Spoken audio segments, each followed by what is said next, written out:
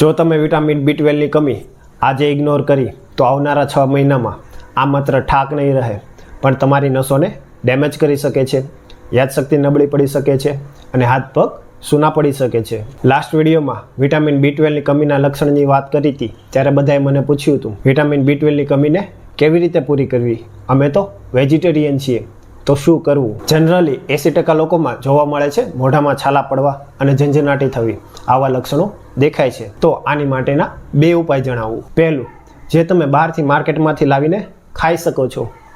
આમાં ખાસ એ ધ્યાન રાખવાનું છે, જો તમે વેજીટેરિયન છો તો આ પ્લાન્ટ બેઝ હોવા જોઈએ. આ નેચરલ અને સેફ છે. બીજું, જે તમે ઘરે જાતે બનાવી શકો છો.